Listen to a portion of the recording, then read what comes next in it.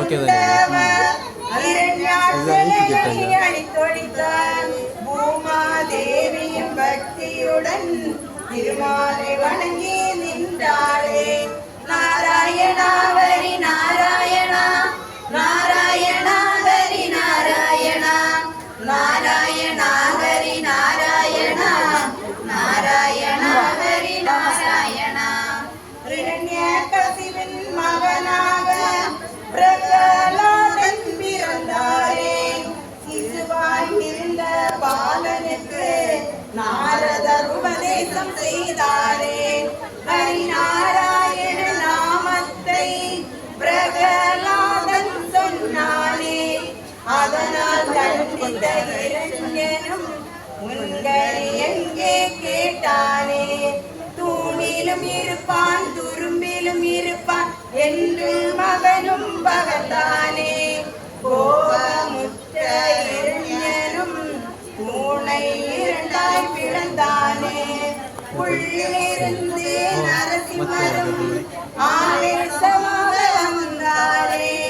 மடியில் கிடத்தி இரண்யனின் உடலை உருவி கொண்டாரே.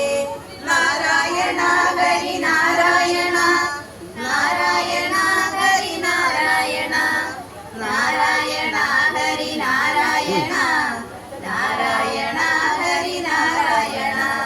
மூவுலகும் ஆழ்வதற்காய் மகாபலி யாகம் செய்தானே. வாமனாக திருமாலும் எடுத்தார் அவதாரம் ஐந்தாவதாய்.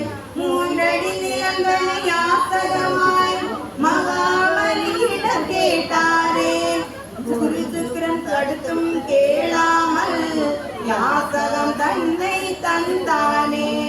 உள்ள உருவ வாமனனும் விஸ்வரூபம் எடுத்தானே.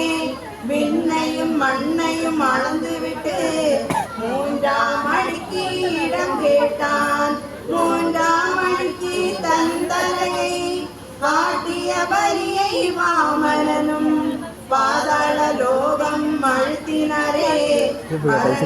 பல கொடுத்துதான். நாராயணா ஹரி நாராயணா நாராயணா ஹரி நாராயணா நாராயணா ஹரி நாராயணா நாராயணா ஹரி நாராயணா. கோபக்கார பரசுராமராய் எடுத்தார் அவதாரம் திருமாலும். தந்தையின் சொல்லை காத்திடவே தாயின் தலையை கொய்தானே.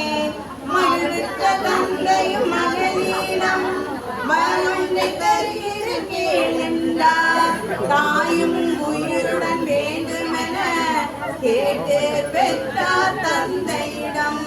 நாராயணா ஹரி நாராயணா நாராயணா ஹரி நாராயணா நாராயணா ஹரி நாராயணா நாராயணா ஹரி நாராயணா. தசரத மன்னன் மக்களாக பிறந்தனர் நால்வர் சிறப்பாக. ராம பக்தன் சத்ருகனன் என்பவர் திருநாமந்தான். தக்க வயதில் மன்னன் தான் கலைகளை யாவையும் கற்க வைத்தார். விஸ்வாமித்திர முனிவர் தான் வந்தார் ராமனை அழிக்கத்தான். தாடகை மதத்தால் ராமனுக்கு கொடுத்தார் முனிவர் ஆயுதத்தை. காலடி பட்டு கல்லையும் தான் பெண்ணாய் மாற செய்தாரே. வில்லை ஒடித்து ராமனுமே சீதா பிராட்டியை மணந்தானே. தசரத மன்னன் ராமனுக்கு மகுடம் சூட்ட நினைத்தானே. சூழ்ச்சிய கைகேயும் ராமனை இளவன் லட்சுமணன் சீதையுடன் மரமுறி தரித்து சென்றானே. ஊருக்கு சென்ற பரதன் தான் நாட்டிற்கு திரும்பி வந்தானே. நடந்த செயல்களை அறிந்தவுடன் தாயை கடிந்து கொண்டானே. கானகம் சென்ற அண்ணனை தான் அரசான பரதன் அழைத்தானே மறுத்த ராமனின் பாதுகையை அரசன் வைத்தானே காட்டுக்கு செல்ல ராமன் சூர்பனகை பார்த்தாளே மையல் கொண்டு ராமனை தான் மணக்க சொல்லி கேட்டாளே பற்றி விரதமிட்டு ராமன் தான் சொன்னானே ஆவேசமான லட்சுமணனும் சூர்பனகையின் முட்டையார்த்தானே கோரமான முகத்துடனே ராவணனை சென்று சந்தித்தான் மாறுதல் உதவியுடன் ராவணனும் சீதையை கவர்ந்து சென்றானே ராம லட்சுமணன் இருவருமே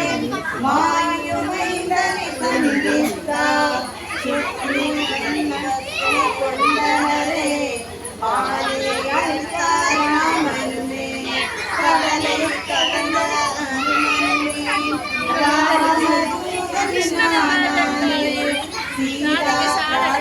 கண்டானே இலங்கையை கீழ்த்து ஏற்றானே சீதையை மீட்ட ராமன்தான் அயோத்தியுடன் பட்டாபிஷேகம் முடித்தானே மகிழ்ச்சியுடன் மக்கள்